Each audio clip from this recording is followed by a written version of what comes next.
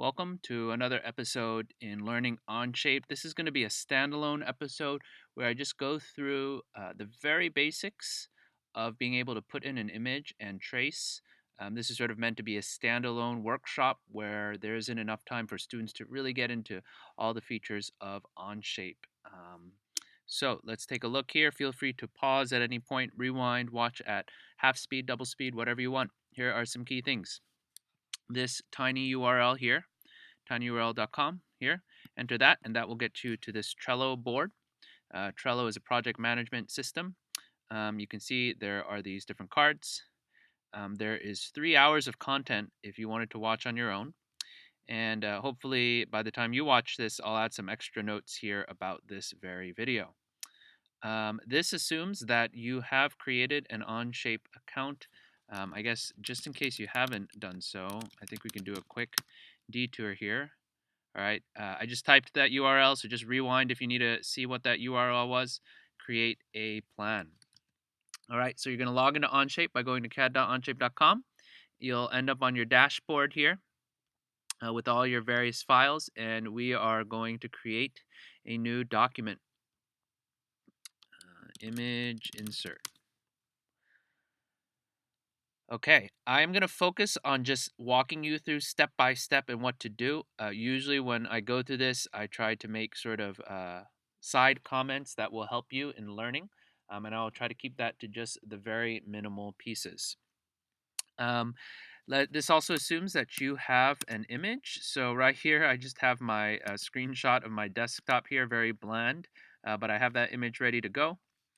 And let's take a look at the bottom left corner here. One of the side comments is that you mouse over things in Onshape. It tells you what it does. Very useful. Insert new element, import, and then navigate to that image that you need to find, select it, and then open.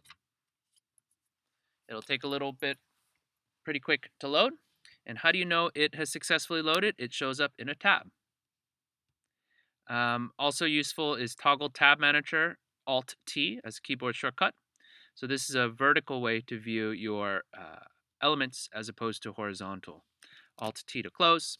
I guess while I'm at it, if you do Shift question mark, or really just doing the question mark, Shift and that button, that'll bring up keyboard shortcuts. All right, I do need to do a little bit of navigation here, so I'm just going to fly through it. Let's actually start with the view cube here. So you can click on all different things, and you'll see that the view of our model, which isn't anything yet, that changes. You can also use these arrows. Okay. Also, another thing is right click is your friend. On Macs, it's control click or two-finger click. So depending on what you're clicking on, there's going to be different options. So you see here, I'm clicking in the open space versus on this plane. Okay. Let's go ahead and do the quick camera controls. So first you can zoom in and zoom out. A lot of people are going to pinch on their trackpad. Let's not do that. Rather, we're going to two-finger scroll, zoom in and out. And if you have a mouse, you can just scroll the wheel. The next thing we're going to do is rotate. Two-finger click, hold, and move it around. All right, if you have a 3-button mouse, you can right-click and hold, and you notice how that my planes, they're rotating. It's like a camera that's flying around really quickly. And also take a look at that view cube in the top right corner. The last one is called pan. You're going to hold the control key and then do that same two-finger click and hold. And notice as I'm moving this around, the view cube in the top right is not changing. It's almost like a giant piece of clear material is in front of us, and the camera is moving side to side, up and down. And then with the 3-button mouse, you just click the scroll wheel and do the same thing. Okay, what else? Just for basics, if we take a look here, the default geometry, mouse over them, and you see how there's an eye icon. A lot of CAD work is showing and hiding things when you need them. So right now I have an empty dock. If I want to show the origin again, just mouse over, click the eye, and then there it is. There's a keyboard shortcut for show all and hide all planes. You press the letter P, and that'll show and hide. Now, without getting into too much detail, planes are a two-dimensional surface. It actually keeps going forever, but for the purpose of designing, you can actually change the size, and this size really doesn't matter. But let's go ahead, practice your camera controls. You can click on one of the planes, click on a corner, and just sort of adjust the sizes. Again, this is more just sort of for your view. It's not going to actually affect your model. If at any point you zoom too far out or too close, you don't know where you are, the letter F on the keyboard is zoom to fit. And okay. As you click, notice how when we click the 3 planes in succession, click, click, click, it selects all of them. And then the cursor, I'm zooming in here, it shows 3. In Onshape, as you click things, it automatically groups it together. On your normal computer, you got to hold Shift or Command or some other key. Onshape intentionally does this. But one of the consequences is, especially as you're new, you accidentally click too many things. Don't worry, hit the space bar and then you drop them. So try that again. Just click the 3 planes, watch that cursor increase, all right? And if you want to deselect, space bar, you can also double click white space to deselect. Okay, I think let's dive into the thing that you have watched, or the reason that you're watching. Let's assume that this piece of artwork, we want to trace some part of it, and we want to, let's say, send it to the laser cutter. So again, if you're interested in learning more advanced things, take a look at the Trello, and this YouTube playlist has 3 solid hours that will get you the basics. So the first thing we're going to do, we're going to insert a sketch. All right, think of the planes as a surface, and a sketch is the piece of paper. It doesn't really matter which 3 planes you use. Let's just go with the top plane. I can select top, go up to here, sketch. I do want you to mouse over sketch, wait a few more seconds, boom. It gives you further instructions. If this still doesn't make sense, go to the question mark and help, and that'll provide you a whole encyclopedia of how to use the different tools. So just follow along, press sketch. All right, you'll notice this sketch 1 pops up. We can hide all planes. And then now what I want you to do is press the letter N, N for normal. So what happens is initially your view might be sort of rotated like this. If I right click, I can also view normal to sketch plane. And you see that then this view cube views the top plane, which is where the sketch 1 is living, straight on. And this is important to make sure that your work, what you're viewing, is straight on. Okay, let's go up to here, insert DXF. Okay, you can find this. This is also a good time to promote the search tools key. On the Mac, it's Alt-C. Alt-C. It'll bring up a dialog box. And let's just say you forget where the insert tool is. Start typing insert, and then boom, it'll tell you where it is. Alternatively, you can find the icon here, drop down, insert image. All right, so you press insert image. Any image files in your document will show up here. So you could, let's say, upload 10 different images. They would all show up here. You could actually access images in your other documents. But for now, we're going to click that. All right, Onshape says draw an image rectangle. I want you to click once, move your cursor over, okay? And then it doesn't matter where, click again. That's another one of these sort of general Onshape things. As an engineer, as a designer, you should know the dimensions. However, when you create things, it's okay to just set something arbitrary and then define it later. I'm going to pause now because this is a point where some learners, some students may be bothered that the fact that the origin is sort of not centered. If you don't need the origin, meaning you're not trying to make something centered, or if you're not sure, hide the origin. Okay. Later on in more advanced things, you might want to center things around the origin, but to keep things simple, one less distraction, no origin. Okay. We have our image placed, but this is just an image. Onshape is not going to do the work for you. Yes, there are ways to do auto tracing, and sometimes you want that, but I want you to learn to have the confidence to use the sketch tools to trace. Now, I have to say, the green check, all right, this is all about saving your work. When you click the green check, take a look at what happens to the menu bar. All right, think of Onshape as many floors of a building. You're going between the different floors. These are all the tools that will take your 2D sketches and make it into 3D parts. We're not going to cover that in this episode. All right, to go back into the sketch, double click. And you see the menu bar changed. All right, I also want you to rename the sketch. We're going to call this underlay because we're laying this image under. Click the green check. It changed to underlay over here. You could also right click and rename. You could also select the sketch, press Shift N, and it'll give you a dialog box. Lots of different ways to rename your sketch. All right, so we've got this image. All right, it doesn't actually exist as any uh, cut lines or artwork. So we're going to create another sketch. And the reason why we do this will be made evident shortly. We're going to do a new sketch, pick that top plane. All right, you notice that when I didn't have the top plane, it was red. Anytime you have red, red is the color of error. You've either given Onshape too much or too little information. So we're going to pick the top plane. And then also orange is the color of help. So we got this. You noticed it named it Sketch 1, and that's because Sketch 1 didn't exist anymore. If we had a Sketch 1, if we didn't rename the first one, then this would make it automatically Sketch 2. Let's go ahead, let's go ahead and rename it to Artwork. Okay, so I'm going to hide all my planes, and let's actually go into Artwork. So again, don't click this Sketch button. That's going to create a new sketch. I want you to double click to enter back in. And if you really want to get into the sketch tools, there's lots of, you could either look in the help menu, sort of the dictionary, the encyclopedia article for this. You can take a look at the other YouTube videos. But right now, I'm just going to say that you have these different tools.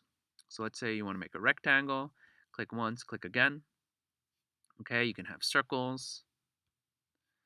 Okay, and let's say you wanted to connect them. This is where Onshape says, hey, do you want to make the start of your line the same point as the bottom left of this rectangle? That little symbol you see there to the bottom right that's floating around, that's called a coincident relationship. So you can click, and let's say click again. We can press escape, and it made it the same point. All right. But if you want to no longer have that relationship, all right, right now with that relationship, if you click and drag and move it around, you see it maintains that relationship. If you want it to go away, then what we can do, show constraints and delete the relationships. This can get very complicated fast, but I want to show you, well, if you see here, I actually removed the coincident there. Okay, this gets very complicated fast, but just in case you get stuck, why is it not behaving as I want to? Show constraints. Now, let's say this was what I wanted as my artwork, even though it looks nothing like my underlay. Click the green check, and that will save. If all of a sudden your computer crashes or the internet crashes, you might not have your work saved. Click the green check, and then double click to go back in. All right, now one thing I forgot to do, but that's okay. We're going to go back to our underlay, and we're going to dimension it. Let's say you were making a magnet that was 3.5 by 3.5 inches. So you want to sort of get to the right approximate dimensions. So 3.5, enter. Okay, and what I just did there was use the dimension tool. Okay, letter D. If you dimension the side again and you type in a new number, Onshape's going to be upset at you. That's why there's the red. You've given it too much information. So I'm just going to select and delete. Now, if we try to dimension this edge, pause, why is there an existing number already? Well, the reason is this already has a defined what we call aspect ratio. You divide one length by the other length of the rectangle. A square's aspect ratio is 1. And then a rectangle could be either any number other than 1. And so if you try to force this to a particular number, Onshape's like, nope, I want to preserve this aspect ratio, so it won't let you do that. Okay, so we have sort of the approximate size. Let's click the green check, go back to our artwork. All right, let's say we didn't want any of this. We can select and delete. We can also use the trim tool. Anything that it clicks, it'll delete. Right? Or you can just sort of, there's a good chance to do this. If you click and drag left to right, anything that is completely enclosed within the rectangle will be highlighted, like that. If you click right to left, anything that touches, okay, so take a look here. You notice my line segments, it's not completely inside this selection rectangle, but yet when I let go, it selects it. Okay, so different ways to select things. Again, this is a crash course. All right. Your design probably is more than just made of lines, rectangles, and circles. So I'm going to jump to the spline tool. Now, there is a two-part episode on splines. I encourage you to watch that eventually. But for now, let's just say you wanted to Let's see, I probably should have picked something with a more complicated shape. All right, pretend like we have a complicated shape here. All right, let's just try the spline tool. You click, click, click, and you can see the curves sort of change as you move around. Now, I caution you to make too many clicks in a spline segment. Why is that? Okay, so let's say I haven't made my last click, press escape. Okay, anytime that you have the, let me zoom up here. Anytime you have this plus, that means you've picked up a tool, all right? So in order to modify our spline, I'm going to press escape, change it to arrow, and you'll see the beginning and the end of a spline segment have these control handles that you can add, okay? But these other points, they just have a location, so you cannot adjust those other points as much. So one, you don't want to complicate your spline too much. And then two, every now and then you want to click the green check to save and then jump back in. Now, let's say I had another spline segment, and let's say I wanted to connect these two. So I say, hey, Onshape, yeah, I want that to be coincident. Click around. Now, one thing I didn't talk about is you see as I'm going around, it's giving me all these orange things. We did coincident. We could say, hey, I want it to be on the same line as here. But let's say I don't want that sort of relation. I hold the shift key, and that suppresses inferencing, right? No orange, I let go of the shift key, it brings that back, okay? All right, I think this is a good stopping point, okay? Crash course, click the green check to save. And the last piece is how do you actually make sure you have what you want? So remember how we talked about two sketches? The reason is you can hide that first sketch and see if that artwork is what you want. All right, when you are all done, you can right click, export as DXF. All right, it's kind of like a PDF file. When you export it, this is a good place, depending on what your teacher wants you to do. Maybe you do your first name, last initial, and then dash name of project, or whatever naming convention. And if you haven't already, actually, I was going to say to name the document properly, you should name the document properly, but really the key thing is naming the drawing. And actually, if we go back, you see it says Part Studio 1-Artwork. So maybe at the very least, you can name your Part Studio to some naming convention. Okay, again, first name, last initial, whatever your teacher says, so that when you then export, okay, either you'll export it, okay, you see that naming convention fits, or you can share it with your teacher.